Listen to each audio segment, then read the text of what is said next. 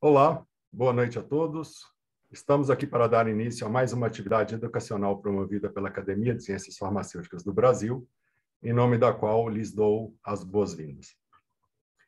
Quero destacar que essas atividades educacionais, amplamente promovidas pela Academia, já há mais de 2 anos, foram remodeladas para o ano de 2022 e estão organizadas sob 6 eixos temáticos, sendo eles Educação em Ciências Farmacêuticas, História em Ciências Farmacêuticas, Insumos Farmacêuticos, a nossa agora, Pesquisa Farmacêutica, Toxicológica e Clínica. Há também os grupos de Políticas Públicas de Saúde, englobando fármacos e medicamentos, assistência farmacêutica, ciência, tecnologia e inovação, e, finalmente, o último, Tecnologia Farmacêutica, de modo a abarcar mais áreas do conhecimento. Elas acontecerão todas as segundas-feiras ao longo do ano deste ano, né? Das 18 às 19h30. Sou Leonardo Teixeira, membro da Academia de Ciências Farmacêuticas do Brasil e integrante do Comitê de Trabalho do eixo temático Pesquisa Farmacêutica, Toxicológica e Clínica, responsável pela atividade de hoje. A palestra Rethinking Drug Discovery, Inovação em Estudos Não Clínicos para Medicamentos, que agora iniciamos, será conduzida pela professora doutora Marise Campos Valadares, onde teremos, então, a explanação pela mesma da sua experiência acerca do tema. A professora, ela é professora titular de toxicologia da Faculdade de Farmácia da Universidade Federal de Goiás, Goiânia, vice-presidente da Sociedade Brasileira de Toxicologia, diretora do Laboratório de Ensino e Pesquisa em Toxicologia in Vitro, ToxIn, pesquisadora principal de um grupo de pesquisas de 20 pessoas, onde já produziu cerca de 140 artigos em revistas de ciências farmacêuticas, 10 depósitos de patente no INPI, já orienta, na verdade, né, em 3 programas multidisciplinares de mestrado e doutorado, sendo eles Ciências Farmacêuticas, Ciências da Saúde e Inovação Farmacêutica. Orientou mais de 100 pesquisadores, e entre os 20 prêmios que ela recebeu, né, destacamos aqui o Lush Award 2017, recebido em Londres, e o Lush Prize, em 2018, recebido em Berlim. Além disso tudo, ela ainda é membro também da Câmara Técnica de Cosméticos da Anvisa. Para essa atividade, teremos o tempo total de cerca de 1h30, distribuídos entre a apresentação e cerca de 30 minutos ao final para as perguntas e encerramento. Solicitamos aos participantes que formulem suas perguntas ou as façam durante a palestra no chat, bate-papo, né, nesta plataforma, e as perguntas ou colocações serão recebidas e organizadas por mim e procurarei encaixar o máximo número possível dentro do tempo estabelecido. Boa palestra a todos. Passo a palavra, então, à nossa professora doutora Marise Campos Valadares. Bom, boa noite a todos. Muito obrigada, Leonardo, pela apresentação e pela oportunidade de falar sobre um tema tão interessante para mim, né? Porque eu gosto muito de falar, e um tema tão atual, né? Então, é importante também.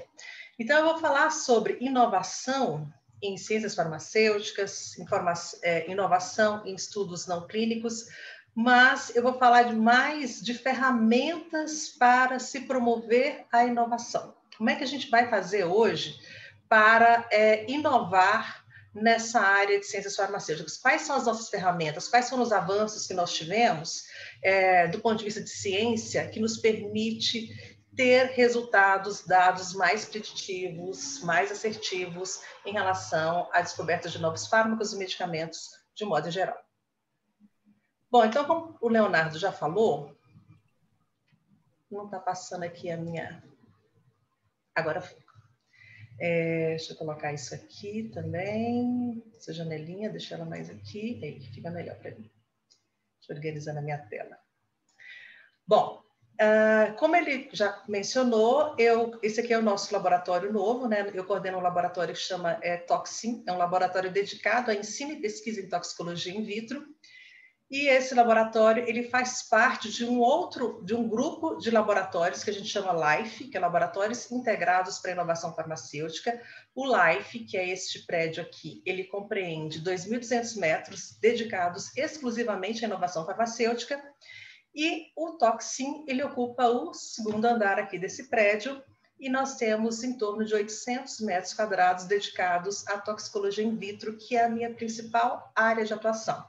Então, a minha principal área de atuação é em New Approach Methodologies. Antes eram conhecidos como métodos alternativos, hoje se conhece mais, se utiliza mais esse termo de novas abordagens metodológicas, porque o termo alternativo, ele dá a ideia de que existe uma coisa melhor. E para muitas áreas e para alguns desfechos da toxicologia, essas novas abordagens metodológicas, elas são superiores, têm performance superior ao modelo convencional animal. Então, essa é a minha área de atuação, basicamente. Aqui no laboratório, nós fazemos de rotina testes e desenvolvemos testes para 3 grandes desfechos agudos principais, mas nós também fazemos ensaios customizados, personalizados, fazemos também eficácia, fazemos bastante coisa, e eu vou mostrar para vocês, ao final, alguns exemplos de projetos em andamentos aqui no laboratório. Então, toxicidade ocular, alergenicidade e toxicidade pulmonar são os nossos carros-chefe aqui do laboratório, nossos principais projetos. Então, eu gosto de parafrasear o Mário Quintana, que falou com as pedras do caminho se constroem castelos. Com as pedras do caminho, nós aqui da UFG, nós pesquisadores aqui da UFG, construímos laboratórios que transformam a sociedade e mudam vidas. Bom, os modelos animais, eles foram muito úteis e são muito úteis ainda hoje para o avanço da ciência e principalmente para o avanço das ciências farmacêuticas, da toxicologia, da farmacologia, e ainda são modelos extremamente úteis e utilizados, né? Então, a principal ferramenta ainda de investigação não clínica são os modelos animais.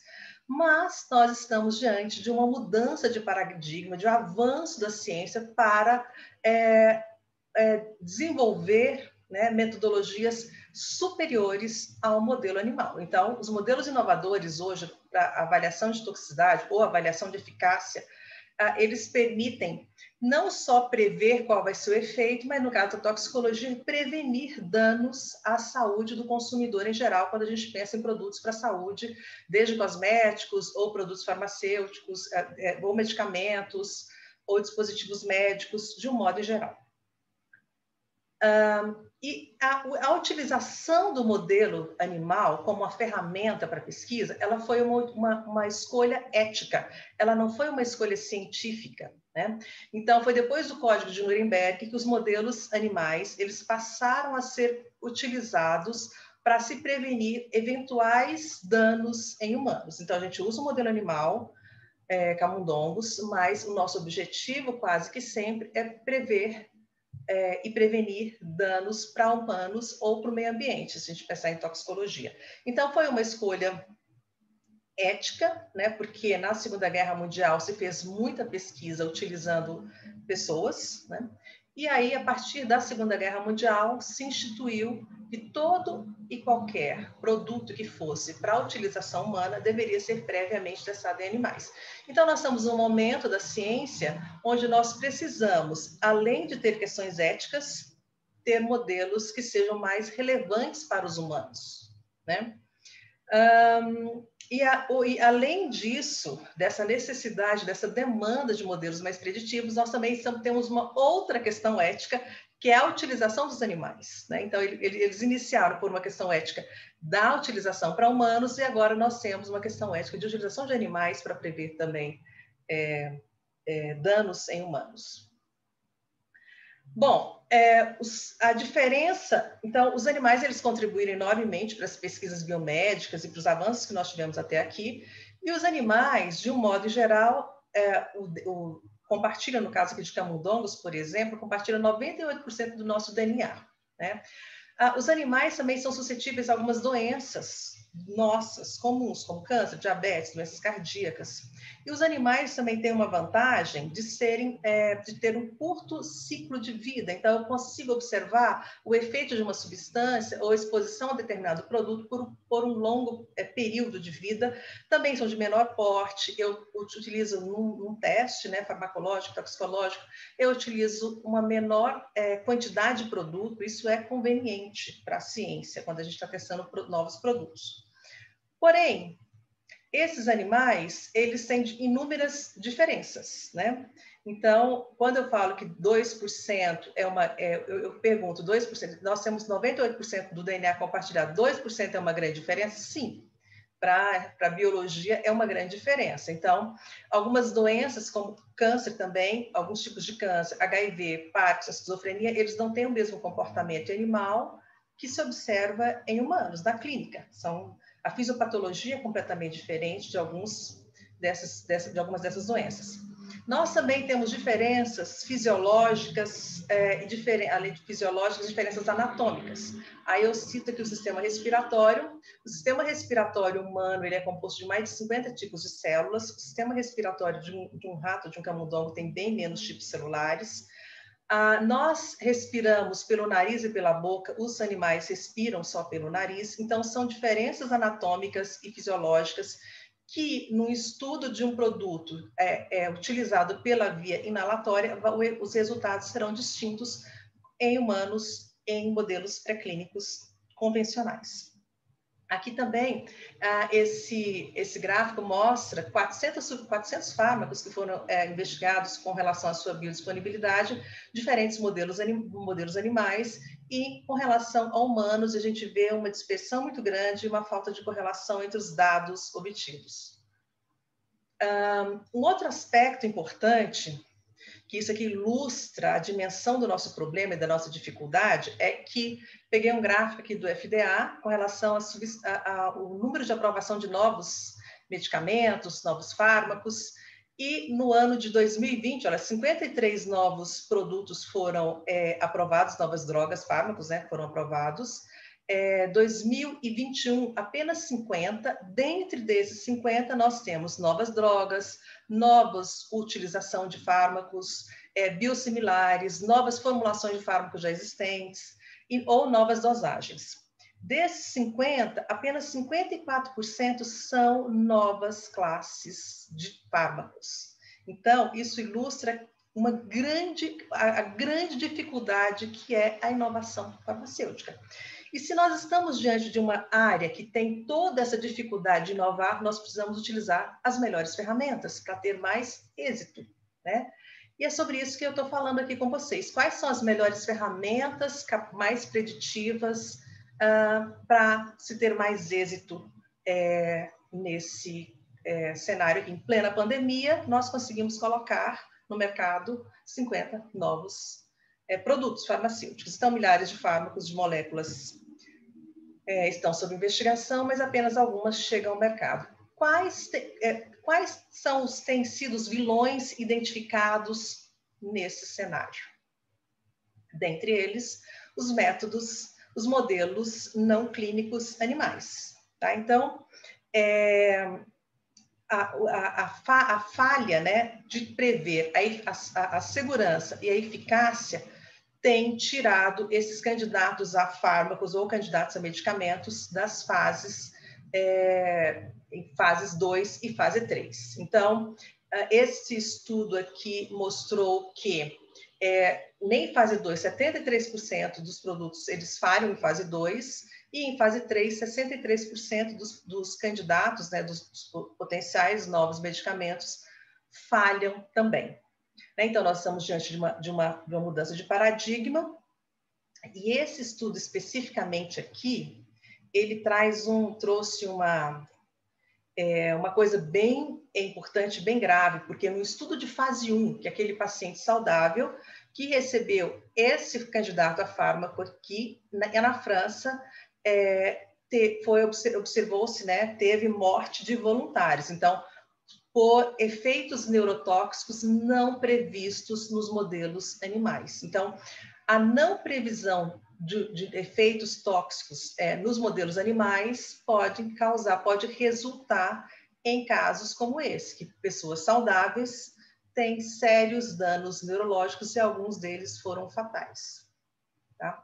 Então, esse outro trabalho aqui mostra quais são as principais classes terapêuticas onde nós temos esses problemas. Na fase 1 e fase 2, as principais falhas, nesse artigo mostrando que qual o motivo da falha, né? Então, aqui, de roxinho, 52% é eficácia, e em vermelhinho aqui, olha, o motivo da falha aqui foi segurança. Quando a gente pensa por área terapêutica, 32% são produtos para oncologia e 17% são para sistema nervoso central. Quando a gente pensa em fase 2, 48% é eficácia, 25% é segurança. Quando a gente pensa em fase 3, 55% é eficácia e 14% é segurança. Então, de modo que a forma como tem sido conduzido até aqui, tanto para prever os efeitos terapêuticos, quanto para prevenir os efeitos tóxicos, não tem sido bom o suficiente. Nós precisamos avançar. E eu trago alguns exemplos aqui na área de oncologia, né? Então, quando se descobriu o efeito EPR, que é Enhanced Permeability and Retention, ele foi caracterizado e descoberto em roedores e foi considerado um grande avanço da ciência, porque permitia a utilização, né, nesses vasos aqui, que aumentam a permeabilidade e a retenção nos tecidos tumorais, de nanosistemas. Então, foi considerado o Royal Gate para o drug delivery em nanomedicina. E muitos produtos foram desenvolvidos para essa aplicação, porém, quando esses produtos chegaram nas fases de utilização clínica, se observou que o efeito EPR é extremamente heterogêneo em humanos. Então, aquele efeito que foi bem caracterizado no modelo animal, em humanos, ou ele é inexistente, dependendo do tipo de tumor, ou ele não existe, ele não funciona, a fisiologia dele é muito diferente do que foi observado nos modelos animais. Então, o que isso nos fala? Que a gente conhece muito da biologia animal e nós precisamos avançar ainda no conhecimento da biologia humana.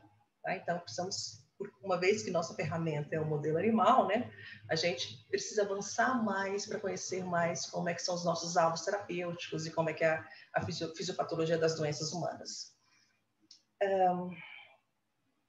Bom, outro exemplo também então um exemplo na área de câncer, de oncologia, e outro exemplo na área de neuro, né? Então, esse trabalho aqui também nos mostra que 100 fármacos utilizados para neuropsiquiatria foram testados em ensaios clínicos, geralmente depois de funcionarem, né, de serem eficazes em animais, em camundongos, e apenas 9 se tornaram medicamentos aprovados por falta de eficácia comprovada na clínica. Então, esse trabalho, ele mostra que os cientistas, rotineiramente, eles conseguem curar desordens em animais, mas eles não têm mesmo sucesso para propor produtos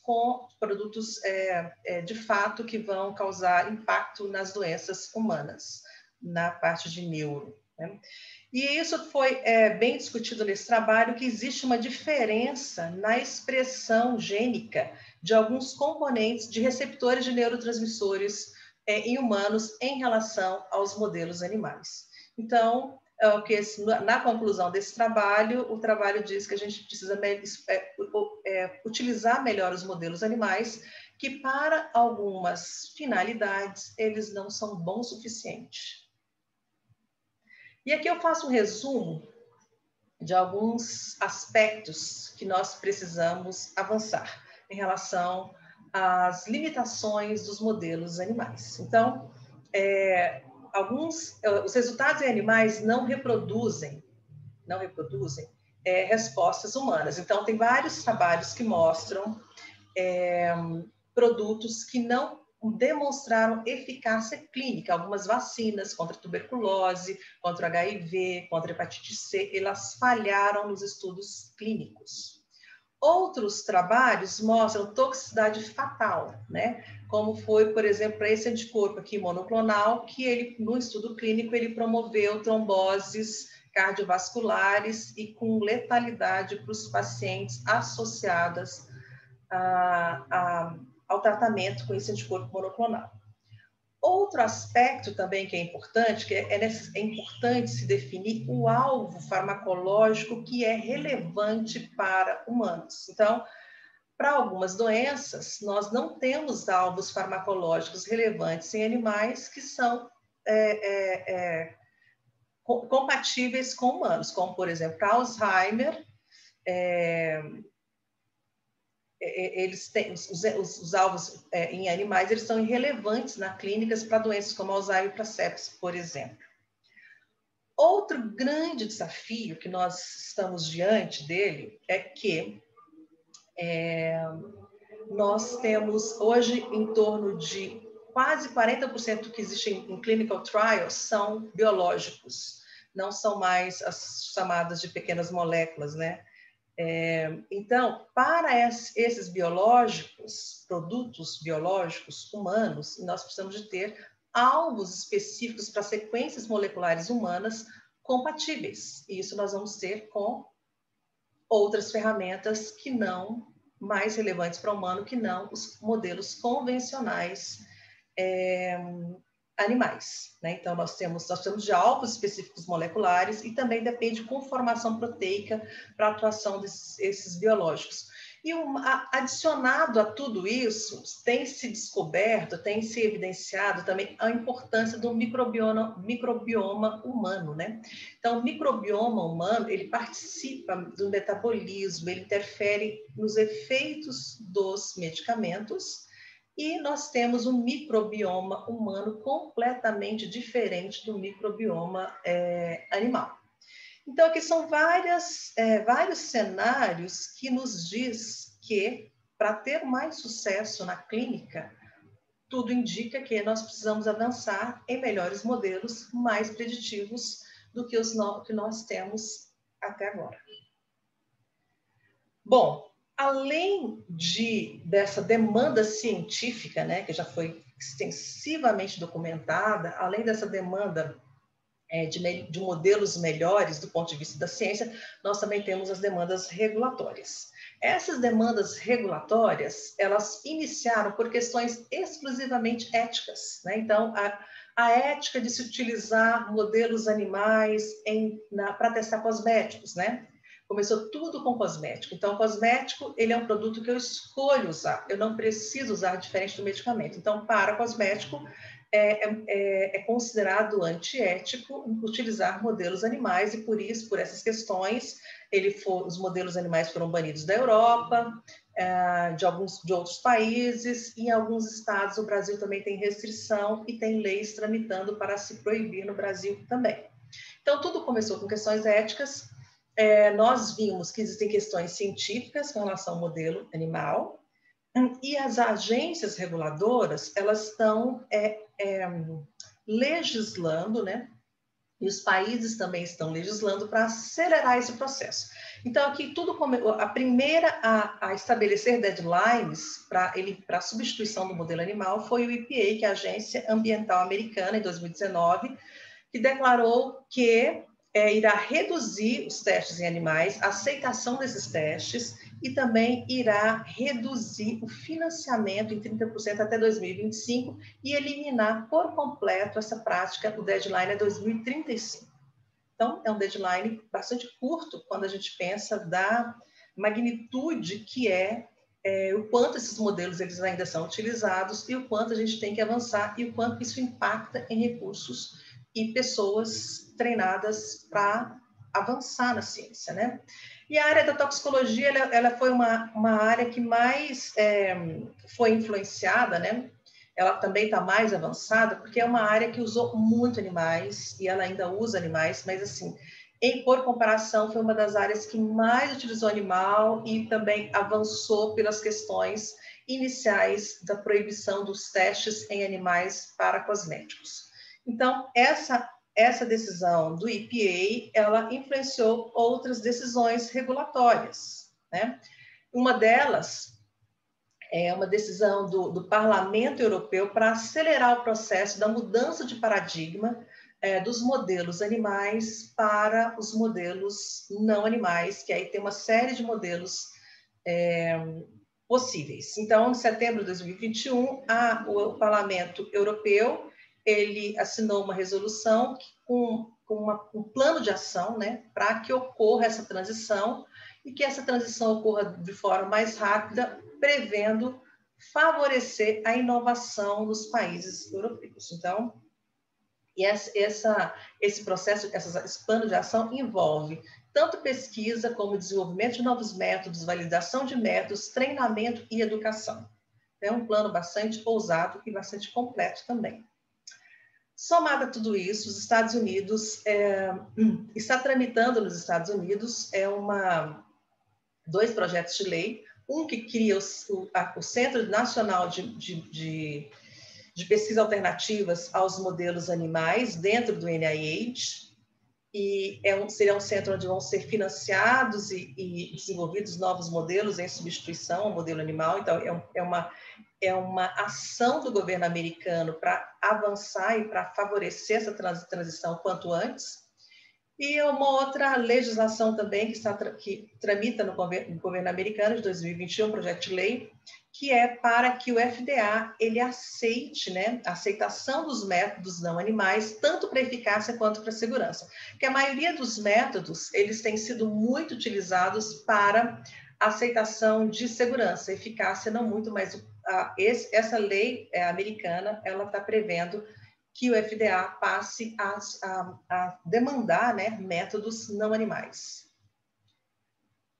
E aqui no Brasil, nós temos, tramitando no Senado, a PL 70, que trata da proibição do uso de animais em testes para avaliar produtos cosméticos e de higiene pessoal. Então, essa lei já existe na Europa, ela não existe nos Estados Unidos, ela existe no Canadá, em alguns países, e aqui no Brasil está tramitando, ela é um projeto de lei de 2014 e parece que ele foi reavivado agora, esse ano. Bom, além dessas normas, legislação para acelerar o processo de inovação, de novas ferramentas, existe também demandas regulatórias por métodos validados. Então, existem desfechos, existem testes que são mandatórios, por exemplo, pela Anvisa, que a Anvisa pede que seja realizado, mas que não tem método ainda para realização desse teste. Um exemplo disso é o RDC, nesse caso aqui é para agrotóxicos, né? E é para toxicidade, então a toxicidade ela é bastante amplo, porque os desfechos eles atendem tanto agrotóxicos como produtos para o meio ambiente, produtos para a saúde. Então, nesse caso aqui, essa RDC da Anvisa, ela demanda por um teste para se fazer prever, né, para estudar sensibilização pulmonar, mas esse modelo ainda não foi validado. Esse modelo ainda não está disponível. Então, são inúmeras demandas da sociedade, demandas das agências reguladoras, demandas científicas que todos estão culminando no avanço da área para que nós possamos ter métodos mais adequados, né, para avaliação de toxicidade. E aí também a agência europeia, né, ela também colocou um deadline para 2027 para que ocorra, né, uma maior aceitação dos métodos. E aqui, no caso, a União Europeia ela mais preocupada com os 3 R's, que é o Replacement, Refinement and Reduction, que ela tem um deadline para 2027 para que aconteça a substituição, refinamento e redução do número de animais na ciência. Bom, a não inovação, ela pode trazer consequências econômicas. Aí eu vou citar um exemplo aqui de uma consequência econômica é da não inovação e das demandas regulatórias, de um lado, demandas regulatórias, e de outro lado, métodos obsoletos, que têm mais de 50 anos, né? Tem uma frase que eu gosto muito, que é do meu ex-supervisor, que ele fala que não tem nenhuma área da ciência onde um método ele permanece inalterado por mais de 60 anos, que é o método de Dreyse, que ele foi desenvolvido na década de 40 e ainda hoje é utilizado. Então, se não acontece a inovação, e se de um outro lado nós temos demandas regulatórias, nós vamos ter consequências econômicas. A gente vai deixar de inovar, a gente vai deixar de colocar no mercado produtos melhores, potencialmente melhores, porque a gente não conhece o potencial desse produto de causar danos. Então, e eu vou citar aqui um exemplo da área dos cosméticos. Então, existe uma série de produtos, filtros solares, dentre eles a oxibenzona, que o FDA ele tem tentado regular bem, de uma forma bem incisiva, porque essas substâncias, esses filtros solares, eles foram já identificados no leite materno. Então, tem vários trabalhos que mostram que eles permeiam a pele e eles ganham a corrente sanguínea e eles aparentemente são considerados disruptores endócrinos. Então, tem essa suspeita de que os filtros solares dessa classe, né, e alguns outros, eles vão chegar na corrente sanguínea e são disruptores endócrinos, e a mãe que amamenta, por exemplo, pode passar a oxibenzona para o bebê, ou a mãe que está fazendo uso desse produto durante a gravidez. Enfim, uma série de exposições indesejáveis em função do filtro solar, que é um produto que se usa diariamente. Então, em função disso, o FDA ele estabeleceu concentrações, o FDA proibiu alguns filtros solares, e desse lado aqui, do ponto de vista regulatório, nós temos esse cenário. Nós precisamos de filtros solares melhores, que não sejam absorvidos e que cumpram a sua função somente, que fica retido na pele, e também, se for absorvido em concentrações mínimas, ele não seja um produto que vai ser, por exemplo, um disruptor endócrino, tá? Então, esse é o cenário. Por outro lado, algumas empresas querem inovar, querem produzir novos ativos, novos produtos, filtros solares, né, novos filtros solares, completamente diferente do que já existe na literatura, com maior performance, e que, como o teste em animais para produtos cosméticos é proibido na Europa, essas indústrias que querem inovar e produzir um produto novo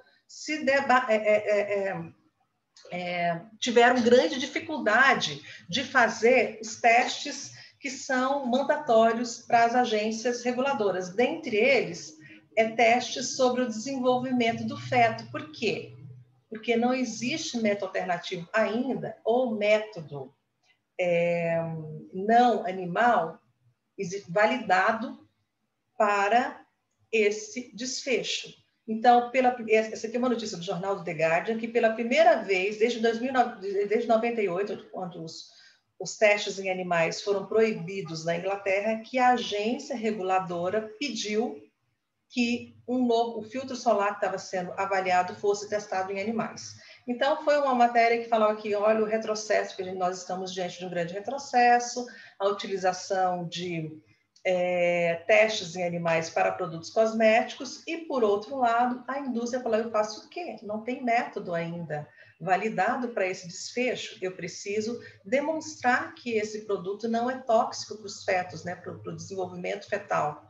Então, esse é o dilema. O dilema é, se não existe inovação, se não existe investimento, as indústrias, no caso aqui de indústria cosméticas, vão ter dificuldade de inovar, vão ter sempre que fazer produtos usando os mesmos ativos. Então, isso pode ser uma grande consequência econômica e também uma perda, né, para a sociedade, que pode ter produtos mais seguros à disposição e mais eficazes, como protetores solares, por exemplo. Tá? Então, isso aqui é um exemplo que ilustra o cenário da necessidade de inovação e das consequências de que se isso não for feito de uma forma rápida.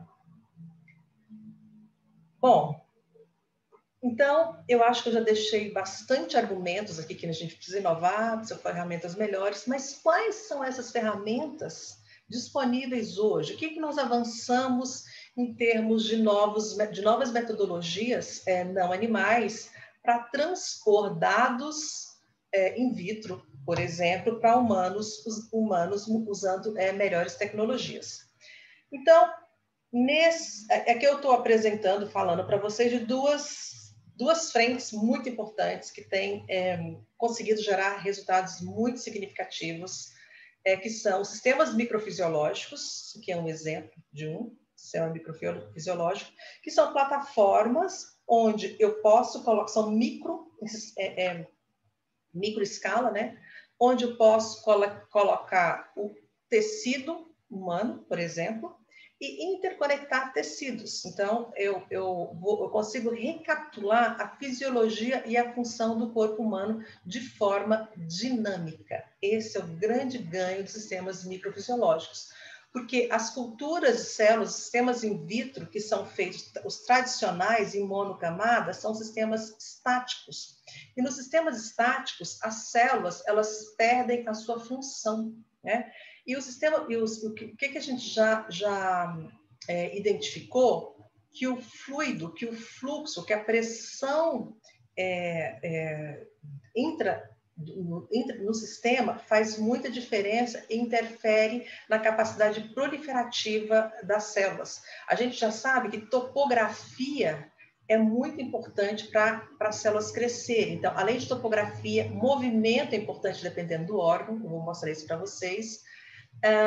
E o fluxo também é importante dependendo do tecido. Então, um grande avanço tem sido os sistemas microfisiológicos, que além de serem miniaturas, eles são dinâmicos, eu posso interconectar órgãos e eu posso medir nível de oxigênio, que também é um grande limitante para os sistemas in vitro, né? Oxigenação do tecido, uma oxigenação de um esferoide, por exemplo. Posso medir níveis de glicose. Então, é uma ferramenta com várias possibilidades. Outra coisa também, outra área que a engenharia de tecidos ela tem avançado bastante, é que a gente começou a entender que a célula ela é um participante de um cenário. Ela tem uma função muito importante, somente que as células elas precisam também da matriz extracelular, elas precisam também de polarização, elas precisam também de fatores extracelulares que vão promover, estruturais e estimulantes que vão promover o crescimento e função da célula, né? Então, o que um sistema 2D, que é a monocamada tecidual, ela me permite observar proliferação. Os sistemas 3D me permite observar mais função celular, além de proliferação. Então, com esses sistemas 3D, eu consigo ver proliferação celular, eu consigo ver medir interação célula-célula, eu consigo ver composição, interação com a matriz extracelular, hipóxia e também resposta melhor ao tipo de estímulo que essas células vão receber. Por exemplo, a gente tem uma linhagem celular que ela é muito conhecida no laboratório, a gente tem até ela aqui no laboratório, que ela chama REPG2, que é uma linhagem de fígado. Essa linhagem de fígado é bem clássica isso da literatura. Quando a gente faz essa linhagem em monocamada, ela tem uma resposta. Ela não... Mas quando eu faço essa linhagem, quando eu produzo uma cultura de células 3D, onde a célula cresce para todos os lados, ela muda completamente a sua função e ela começa a secretar albumina, que é um indicador de função hepática. A célula 2D, ela não produz albumina, a célula 3D, no modelo 3D, ela consegue produzir albumina. Então, isso é um indicador de que esse modelo 3D, ele traz muitas vantagens em relação ao modelo 2D. Então, olha só, aqui o modelo 3D, monocamada, esse seria dessa forma, né? E aqui os diferentes modelos que a gente tem de organoides disponíveis, de pele, de diferentes tipos celulares. Então, nós temos avançado muito na engenharia de tecidos, né? Então, de um lado, eu tenho os sistemas microfisiológicos que me permitem interconectar órgãos, de outro lado, eu tenho um avanço muito grande na engenharia de tecido, com grandes vantagens em relação aos sistemas monocamada. Por exemplo, as limitações do 2D aqui, a gente pode destacar a ausência de gradiente, que a gente tem nos sistemas microfisiológicos, a polaridade basal e apical forçada, ela não é bem estabelecida, camada contínua de matriz extracelular, então a matriz extracelular, às vezes é só um filme, espalhamento e migração apenas dos eixos X e Y, o substrato é rígido e deficiente em estímulos de sinalização. Isso aqui é muito importante, porque a gente sabe que, dependendo do tecido, ele precisa de uma topografia para que essa célula ela cresça e se prolifere e tenha funcionalidade como num tecido normal. Tá? Perda das características fenotípicas essenciais, células, a REPG2, quando a gente prolifera ela por muito tempo in vitro, em monocamada, elas vão perdendo a sua capacidade de metabolização, e perde também características fenotípicas, porque elas crescem completamente estiradas na placa, elas não crescem para cima, né? E também a ausência de atributos mecânicos. E aí, um exemplo que eu vou citar para vocês aqui é o pulmão. O pulmão, as células pulmonares, para elas se proliferarem bem, parece que o estímulo mecânico que a gente tem da respiração interfere na proliferação e na funcionalidade das células. Então, além de termos hoje sistemas que eu posso interconectar, sistemas que eu posso fazer organoides, nós temos também a origem da célula que me permite fazer esses organoides. Então, hoje nós podemos utilizar células tronco-embrionárias, células humanas, e aí nós temos inúmeras questões éticas aqui, mas existem essa possibilidade, e nós também podemos usar as células tronco pluripotentes induzidas, que são chamadas iPS, que são células onde elas são reprogramadas, né, para estágios indiferenciados, e aí depois eu consigo diferenciar essas células para qualquer tipo celular do meu organismo. Então, quando eu fiz o meu pós-doc, tinha um grupo de pesquisa que usavam iPS de pele, de origem da pele, que eles conseguiam produzir o que eles chamavam lá de mini brains,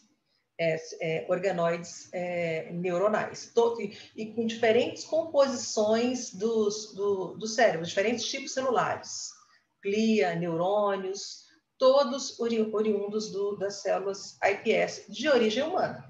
E essa tecnologia ela é tão interessante que ela consegue modelar doença, ela é muito útil para toxicologia, né, para ver neurotoxicidade, por exemplo, nesses modelos, mas ela também pode ser interessante para ver doenças, modelar doenças. Lá eles tinham um grupo de células iPS de autistas para a produção de neuroesferas também, então que era bem interessante. Bom, então a origem das células humanas associadas à produção em 3D de organoide, associadas a sistemas microfisiológicos, tem feito muita diferença. Feito muita diferença para todas essas áreas aqui que utilizam modelos animais. Por exemplo, na toxicologia do desenvolvimento, tem se utilizado células-tronco como modelo para avaliar efeitos de teratogenicidade, por exemplo. Bom, uma grande limitação dos sistemas in vitro é que eles são sistemas estáticos, a maioria deles, né? Então, uma cultura monocamada de células intestinais, ela é estática, é muito difícil fazer modelos preditivos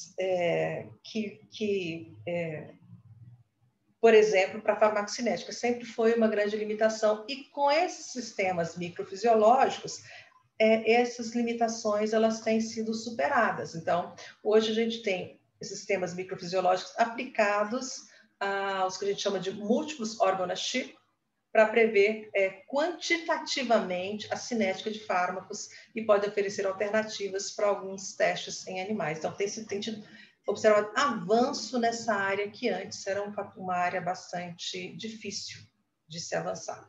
Um deles é um sistema microfisiológico. Esse aqui é de um instituto o Wyss Instituto de Harvard, que eles utilizam sistemas microfisiológicos de intestino, fígado e um reservatório central que simula a circulação central e rins. Então, para simular, por exemplo, uma cinética, né, pela via oral, eles aplicam aqui no apical de uma cultura intestinal a substância, né, faz a administração aqui. E aí, esse sistema, ele é interconectado aqui com o fígado e ele também é interconectado com o reservatório central, que pode chegar nos rins ou também pode voltar aqui para o fígado. Então, essa interconexão dos sistemas me permite avaliar quantitativamente quanto é dessa substância que consegue enxergar nesses sistemas, uma vez que esse sistema é fluídico e interconectado. É um sistema fechado. Tá? E uma outra coisa interessante também, que me permite fazer coletas de amostras. Um outro fator limitante também dos métodos in vitro, que tem sido superado, né, com novos materiais, é que os métodos in vitro, os plásticos que eram utilizados, que eram empregados para desenvolver placas, para estudos in vitro, eles eram de um material onde o fármaco costumava, principalmente os fármacos hidrossolúveis, absorviam muito os plásticos. E hoje a gente já tem material onde não se observa mais essa absorção. Então, os resultados que nós tínhamos aqui antes eram resultados com bastante falha do ponto de vista quantitativo, porque nós tínhamos esses fatores adsorventes. E agora a gente já tem plástico muito mais material, né, mais evoluído. Um outro sistema microfisiológico que eu quis colocar aqui para vocês, que foi um dos primeiros, e ele é muito impressionante, então é o Lung on a Chip, que é o pulmão, e aí tem videozinho na internet que mostra como é que esse sistema funciona. Ele é um sistema de 2 canais, e esse sistema, ele tem uma camada de célula epitelial aqui em cima, ele tem uma membrana porosa e embaixo ele passa o fluxo, que é como se for o fluxo aqui. É uma membrana porosa, ele tem células endoteliais, estou esquecendo das células endoteliais. E ele tem aqui o que seria os nutrientes, o sangue, né? Então, esse sistema microfisiológico, ele permite que as células epiteliais recebam fluxo de ar, que o ar a interface ar-líquido é muito importante para o epitélio pulmonar. O epitélio pulmonar ele precisa dessa interface para se diferenciar adequadamente. Aí nós temos as células endoteliais simulando, aqui, mimetizando a barreira ar líquido, e aqui nós temos o fluxo. Somado a tudo isso, fluxo de ar e fluxo de nutrientes também tem movimento. Então, existe um vácuo que você consegue conectar aqui, esse sisteminha forma um vácuo e ele se movimenta, né, estica, simulando os movimentos pulmonares. Então, esse aqui é um avanço muito grande e tem, nesse sistema aqui, alguns produtos que falharam. Tem uma lista, eu ia até colocar aqui, mas é que não deu tempo. Alguns produtos e anticorpos monoclonais que falharam no tratamento pré-clínico e que, usando esse modelo aqui, foi possível identificar, por exemplo, edema pulmonar induzido. nesse sistema eles colocaram também células tumorais e foi possível identificar a função de interleucina 12 no crescimento de células tumorais, que é bastante importante no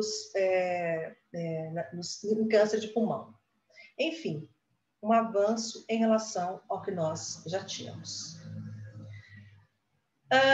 Para a farmacocinética, como é que os pesquisadores têm pensado utilizando esses sistemas microfisiológicos? Então,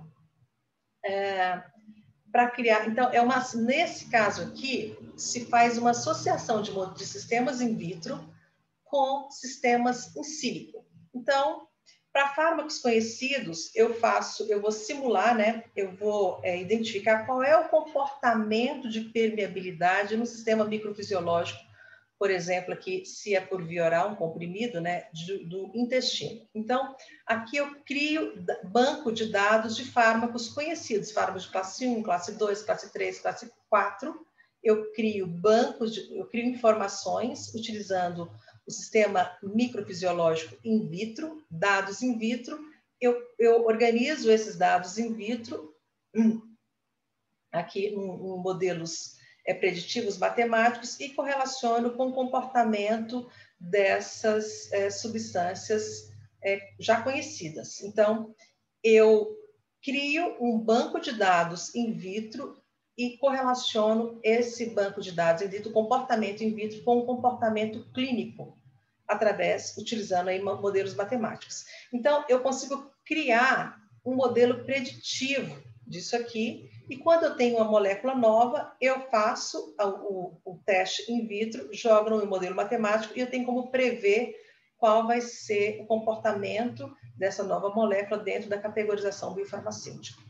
É uma forma de se fazer isso. Bom, aqui é um outro exemplo de como a gente pode utilizar esses sistemas novos, né, de engenharia de tecidos. Foi parte do meu pós-doc que eu fiz a Johns Hopkins, onde eu ajudei a desenvolver um modelo dopaminérgico. Então, a gente fez aqui, isso aqui são esferoides neuronais, que nós cultivamos por 21 dias, e eles são funcionais. Tem várias marcações que nós fizemos nesses organoides dopaminérgicos. Então, com esse organoide dopaminérgico, esse modelo neuronal, eu posso estudar o comportamento de doenças como Parkinson, por exemplo, né, por esse dopaminérgico, ou efeito de agrotóxicos, por exemplo, nessa região dopaminérgica. Então, esse modelo permitiu também investigar neurotoxicidade e também, no boom da Zika, ele foi empregado para ver como é que a Zika, o vírus, se comportava ao nível dopaminérgico, e também, recentemente, foi usado para pesquisa com o SARS-CoV-2. E agora eu vou falar para vocês de alguns exemplos de projeto em andamento aqui no meu grupo de pesquisa. Então, como eu falei para vocês,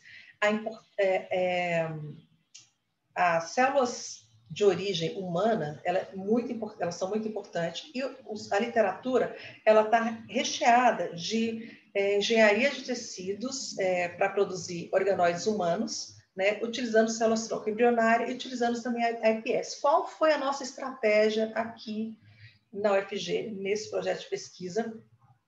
Foi utilizar células-tronco de tecidos dentários para produzir tecidos humanos. Então, a gente vai usar uma célula-tronco, esse projeto já está em andamento, para produzir tecido humano. E, especificamente, o projeto Mãe, né, o projeto Guarda-Chuva, ele é um projeto de terapia celular, onde nós vamos utilizar as células do dente, porque o dente ele é muito rico em células-tronco, e ele é muito rico em células-tronco com uma grande plasticidade. É diferente das células-tronco mesenquimais, por exemplo, se retira de tecidos adiposos, né? Então, a célula do dente, ela tem uma maior plasticidade, ela permite ser diferenciada em neurônios, em retina, da célula epitelial pigmentada da retina, célula de tecido espinhal, células endoteliais, e outros tipos de células, né? Quer dizer, ela tem plasticidade para se diferenciar em diversos tipos celulares. E foi essa vantagem que nós identificamos e escrevemos esse projeto, e esse projeto foi aprovado aqui nessa chamada do CNPq para terapias inovadoras, e no nosso caso aqui é terapia, o nosso objetivo é para a doença DMRI, a doença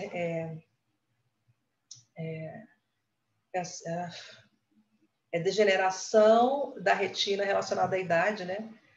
E o que nós vamos fazer? Nós vamos pegar essas células-tronco presentes aqui no dente, nós vamos levar para o laboratório, diferenciar essas células-tronco em neuronais, diferenciar essas células neuronais em epiteliais pigmentadas da retina e fazer uma prova de conceito em um olho para determinar se essas células ancoradas numa membrana, elas conseguem regenerar o tecido da retina.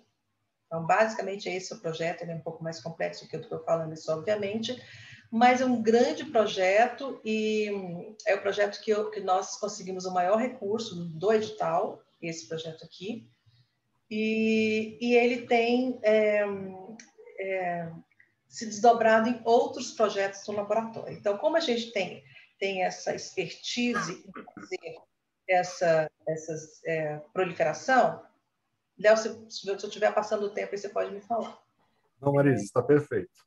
Então tá. Então, quase acabando. Então, a gente tem essa expertise para fazer esse processo de diferenciação. Nós também vamos fazer, além das células pigmentadas epiteliais da retina, nós também vamos fazer neuroesferas, onde a gente quer utilizar essas neuroesferas para avaliar neurotoxicidade ou para modelar alguma doença, tá? Neurológica. Então, deste projeto aqui, se desdobrou o projeto de doutorado do Leandro Leal, onde nós vamos utilizar células-tronco de tecidos dentários para produzir essas neuroesferas, para utilizar, se eu quero saber se um agrotóxico é neurotóxico, ou se eu quero produzir algum tipo de doença, induzir algum dano nessas células que simulem, mimetizam o Parkinson, aí nós podemos também utilizar algum desfecho in vitro para simular algum tipo de doença. Está faltando o aqui, escrevi rápido, doutorado aqui também. Bom, um outro projeto grande em andamento aqui no nosso grupo é o projeto de doutorado do Arthur. E esse projeto já é na área de pulmonar. Então, como eu já falei para vocês, a primeira coisa que o Arthur fez, ele criou um modelo bem diferenciado de cultura aqui, que é o modelo tetracultura. Bem difícil de se fazer isso, porque num sistema ele conseguiu reunir 4 tipos celulares. As células epiteliais pulmonares, células de fibroblasto, células endoteliais, numa membrana porosa, e células imunológicas. Aqui tem essa THP1, que mimetiza células dendríticas, mas nós temos também a ideia de mimetizar neutrófilos, tá? Então, nós associamos 3 tecnologias nesse projeto. Uma é a cultura 3D, com diferentes tipos celulares, 4 tipos celulares. A outra tecnologia é que essa cultura, para a gente conseguir identificar o efeito no pulmão, nós temos que manter essa interface ar líquido, então nós precisamos nebulizar a minha substância teste sobre o pulmão, tá? Então eu não posso simplesmente pipetar um líquido e jogar aqui em cima do meu tecido, porque isso vai interferir na função da minha célula. Eu não recebo líquido, a gente não tem no nosso fisiológico líquido sob a minha célula epitelial. Nós temos, quando a gente respira, o que nós vamos respirar são aerosóis. Então, essa maquininha aqui, ela simula aerosóis que vão conseguir ser depositados aqui, que serão depositados aqui de forma homogênea e também de forma homogênea de deposição e também em tamanho de partícula. Então, eu elimino um grande problema na pesquisa com substâncias sistema respiratório, que é a exposição ou tratamento do tecido respiratório com líquidos, né? E não com aerossóis. Então, a gente vai associar o sistema de administração ou de exposição no nosso modelo de 3D, utilizando um sistema de 2 chips da T-Shoes, que foi o equipamento que nós recém adquirimos aqui no laboratório, um sistema microfisiológico, onde eu tenho 2 compartimentos. A ideia é expor, então a ideia nesse projeto aqui são duas vertentes. É um projeto bem grande e prevê alergenidade pulmonar, que é um desfecho mandatório para a Anvisa, que não tem testes ainda para esse desfecho. A gente está propondo criar um teste, né? Então, eu vou ter uma série de substâncias conhecidamente alergênicas, né? Que induzem alergia no pulmão. Eu vou produzir esses aerosóis sobre esse tecido e verificar a capacidade dessa substância de ativar aqui as células dendríticas, que é o nosso parâmetro de alergenicidade pulmonar, é a ativação de célula dendrítica. Então, isso é um projeto. Outro projeto de modular doenças, nós vamos, como esse chip aqui, ele tem dois canais, em um canal nós vamos colocar o tecido, no outro canal nós vamos colocar células imunocompetentes, neutrófilo, e aí mimetizar a migração celular em função de algum estímulo. Então, nós vamos colocar aqui uma substância com potencial de induzir alergia ou asma, e verificar o quanto que as células imunocompetentes elas vão migrar em direção à substância. Então, é um projeto bem ousado. Essa parte da alergenicidade nós já concluímos, essa outra parte com o sistema microfisiológico nós vamos estar em andamento, mas ela agrega essas 3 tecnologias que são importantes no caso de métodos para investigação de sistemas sobre o sistema respiratório.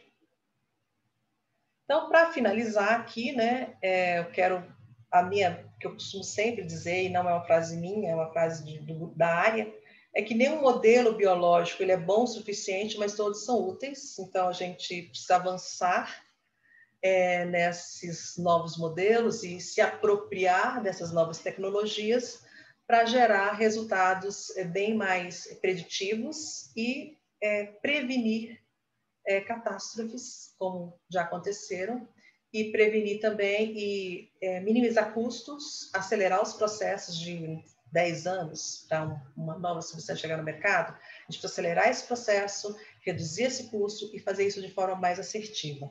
E as New Approach Methodology, né, os métodos aplicados não animais, eles não são uma tendência, eles estão aí para ficar, e eles podem contribuir muito para o desenvolvimento de medicamentos mais rápidos, precisos e seguros. Então, era isso que eu queria deixar para você. A hashtag melhor usa a ciência do que animais. E é isso. Parabéns, Marise. Excelente apresentação. Não esperava menos.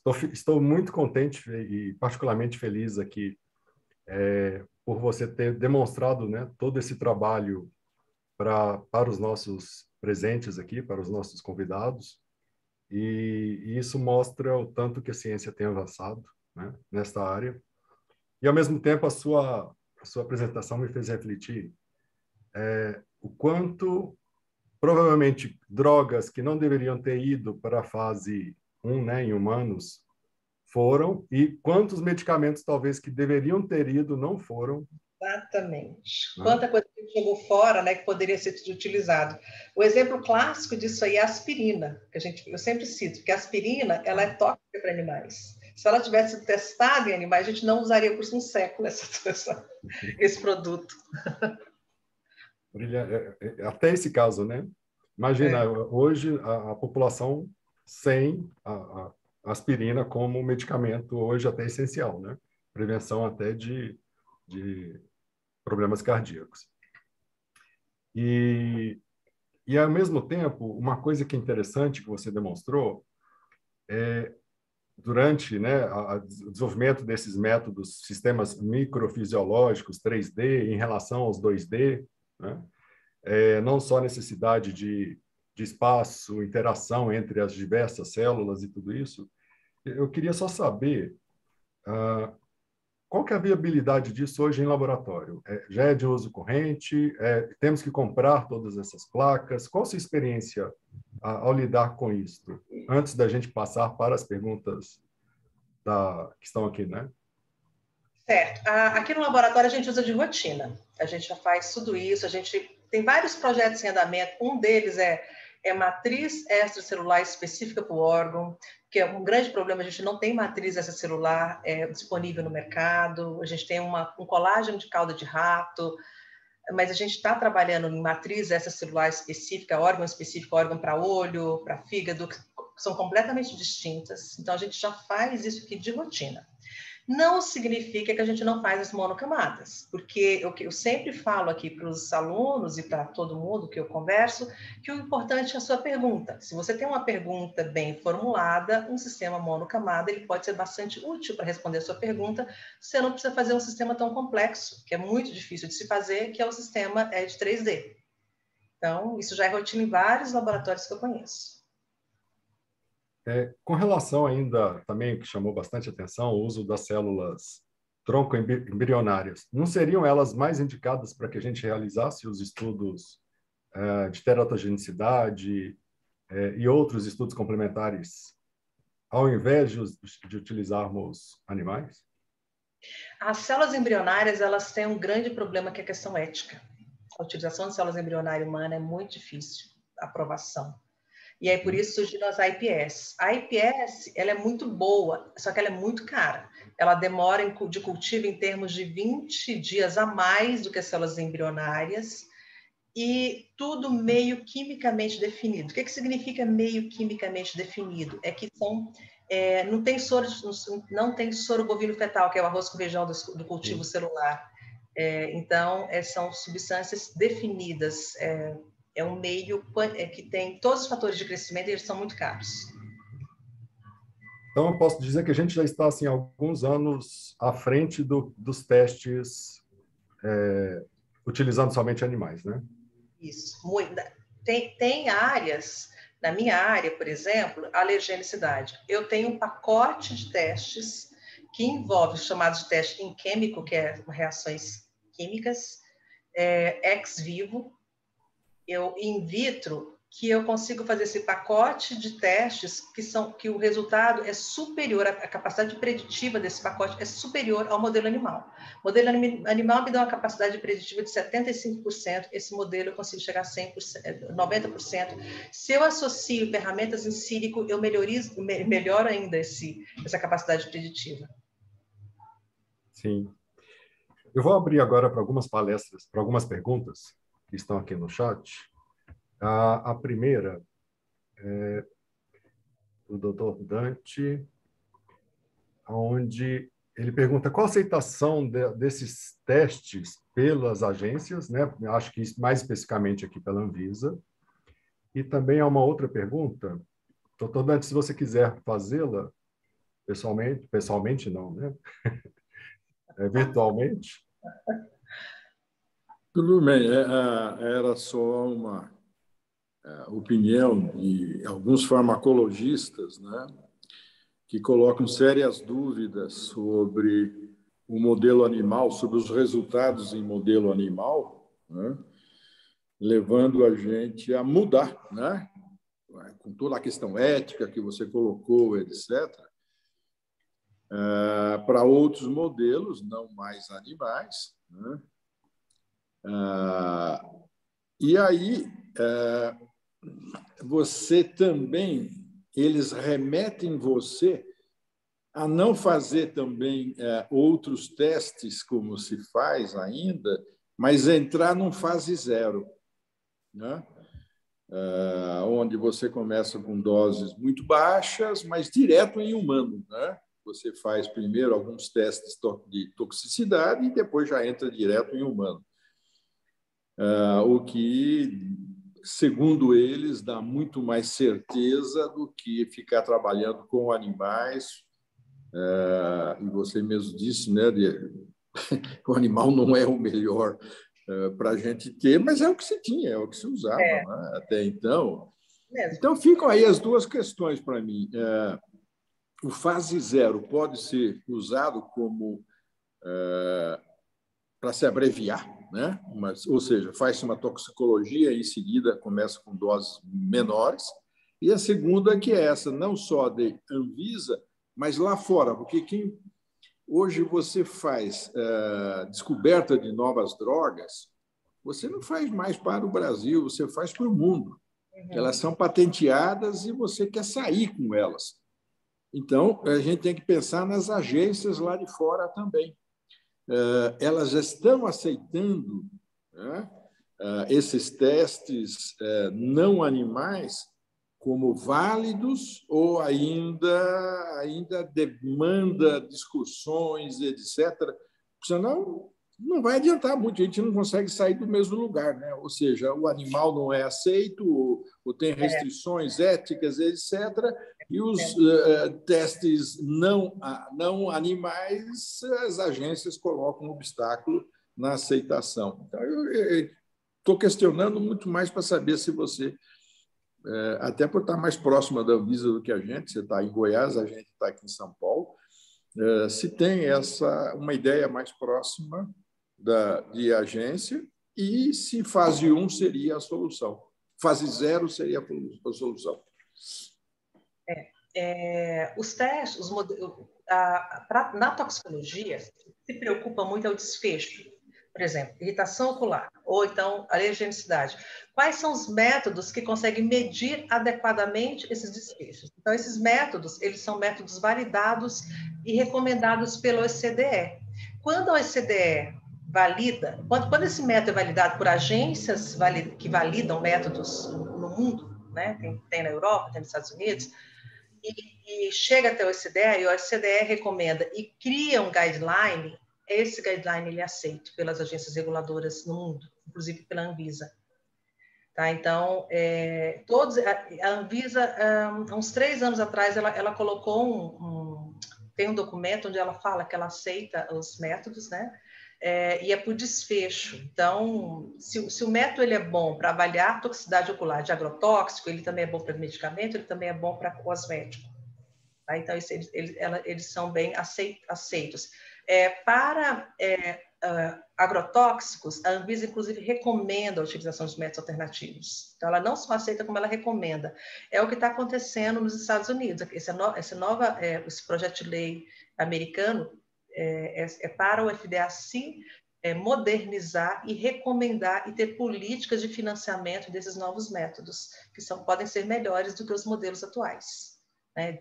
Dado o cenário. Então, as agências reguladoras, elas costumam, desde que os métodos sejam validados, geralmente os métodos, os melhores, os padrões ouro são os métodos da OCDE, e quando isso acontece, não tem nenhum problema.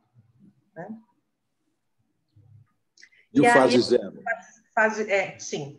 Então, existem inúmeras ferramentas hoje, com exceção de alguns desfechos que são mais difíceis de serem testados, que você pode, o pacote que se chama de six-pack, que é o pacote de 6 desfechos, mínimo de toxicidade aguda, quase todo pode ser feito utilizando metodologias alternativas. Então, você tem bastante coisa. Então, você pode fazer o mínimo previsto para que garanta o status de chegar em fase 1 e fazer o sistema de microdosagem, que é o que está todo mundo recomendando também, né? Você faz escalonamento de dose.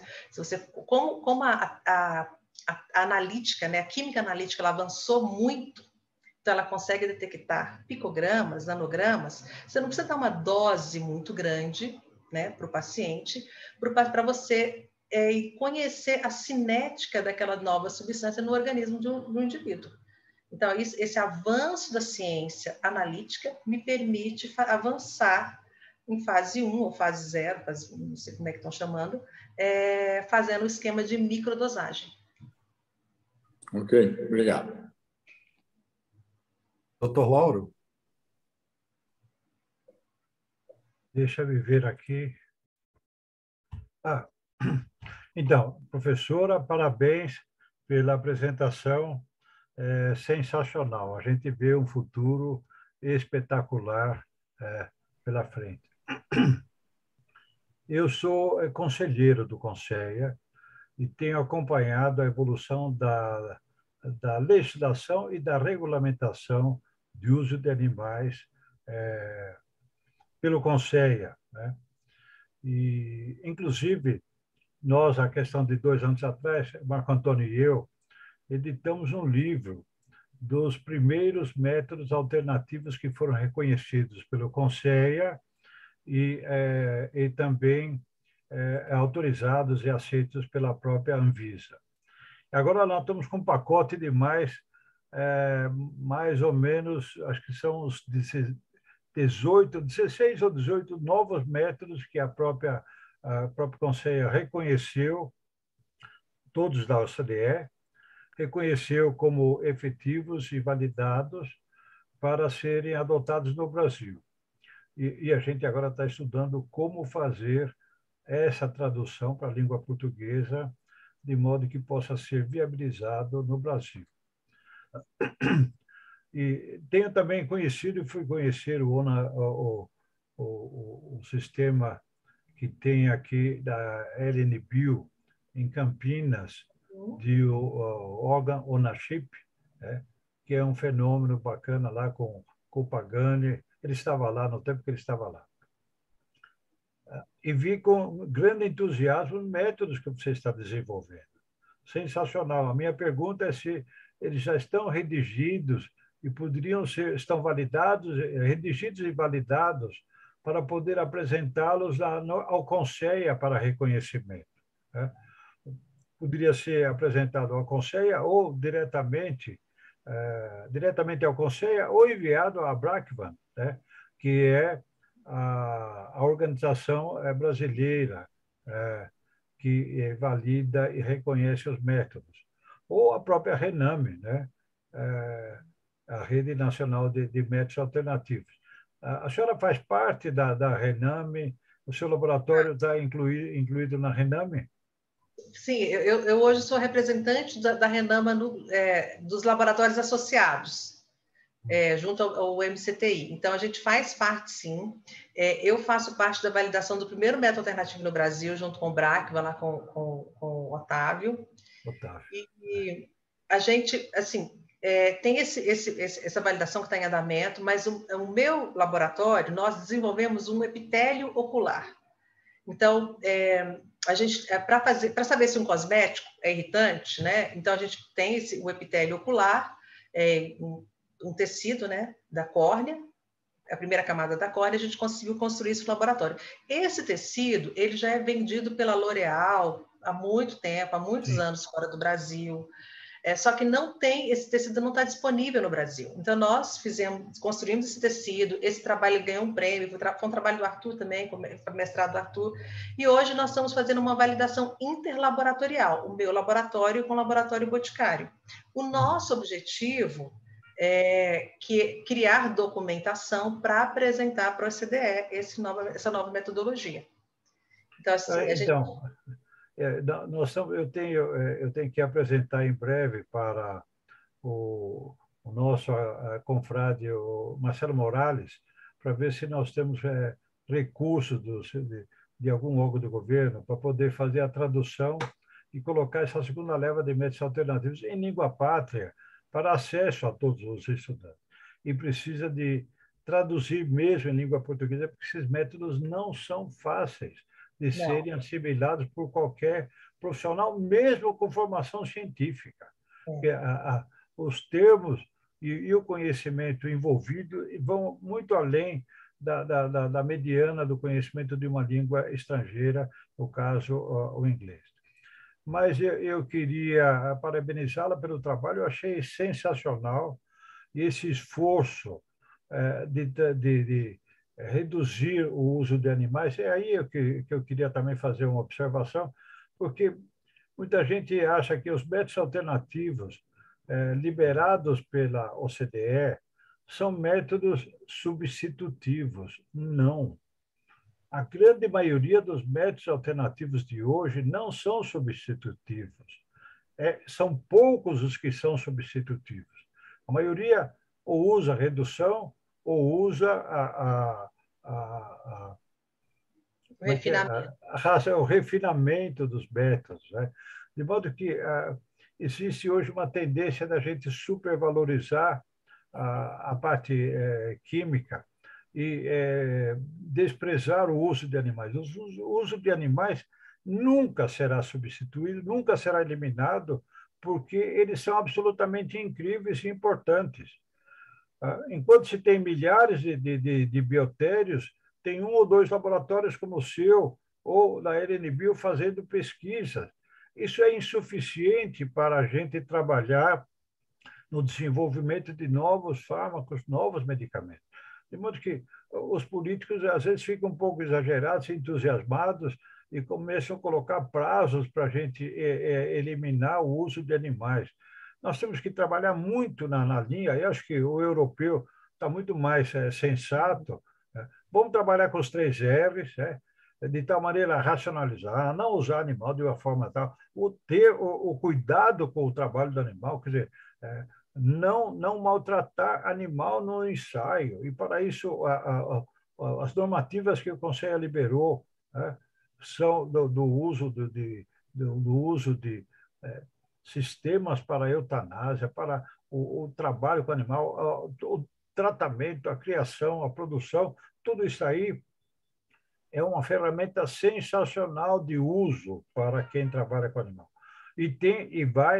Certamente vai racionalizar os biotérios que nós temos hoje, de tal maneira que eles fiquem muito mais qualificados para produzir a pesquisa que a gente precisa no menor tempo.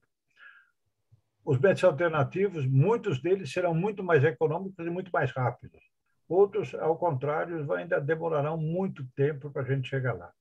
Mas eu queria parabenizá-la, porque fez um update dessa situação e deixou um pouco bem claro de que métodos alternativos é o nosso foco, desde já há algum tempo, mas foco para aumentar a concentração de esforços e de investimentos, porque eles, no futuro, serão muito mais rápidos, muito mais eficientes e muito mais econômicos para o desenvolvimento de fármacos e medicamentos. A sociedade urge por novos fármacos, novos medicamentos, e medicamentos que tenham conhecimentos diferentes do que simplesmente o teste em animal.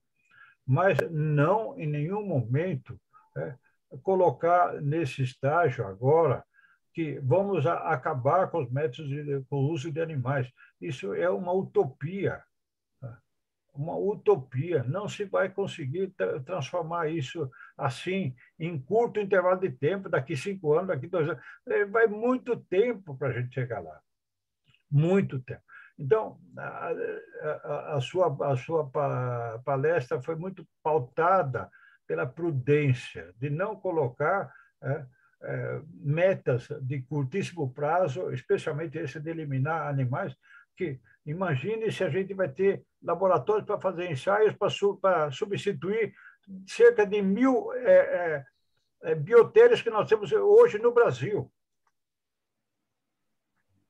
A gente precisa tomar muito cuidado de falar bobagem, não falar bobagem que entra na cabeça de alguns elementos da sociedade, seja político ou aqueles que protegem os animais, que fazem o trabalho deles corretamente, para que não coloquem metas de curto prazo, que não serão inatingíveis, e gera uma expectativa desnecessária na sociedade.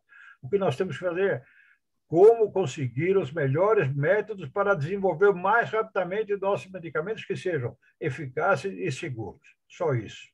Exatamente. Parabéns mais uma vez. Eu fiquei muito feliz de ter ouvido alguém falar o que eu passei quase 8 anos. Meu último mandato, termina agora em maio no Conselho, e durante pouco tempo escutei alguém que falou a linguagem do uso de animais em pesquisas. E os médicos Eu gostaria de usar a palavra. Substituível, né? Eu gostaria de usar a palavra quando for possível. Já levantei o dedo muitas vezes. Fique à vontade, Pitinini. Prezados confrades e confreiras, especialmente a ilustre professora que brilhou, nossos aplausos. Hoje me sinto renovado.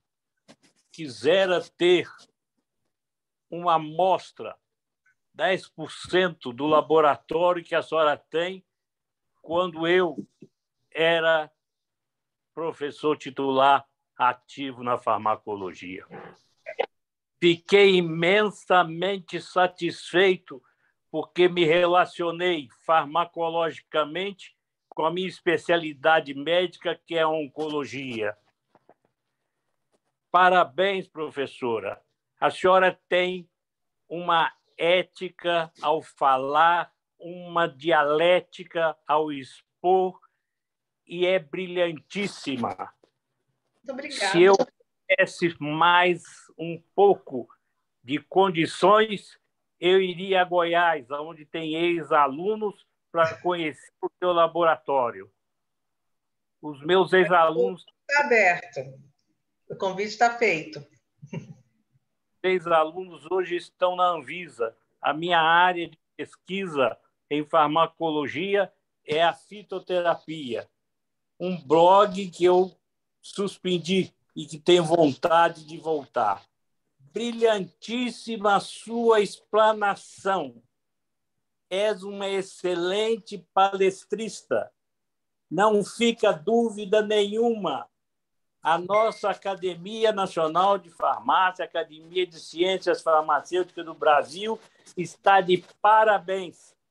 E eu tenho que fazer um agradecimento, se me permite, a sua gentileza.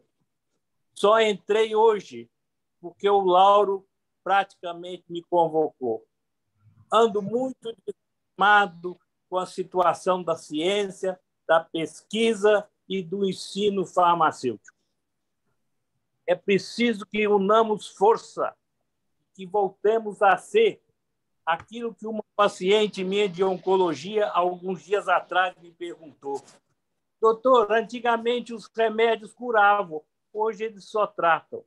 Olha, depois da sua palestra, eu vou dizer para ela, já tem a resposta para lhe dar.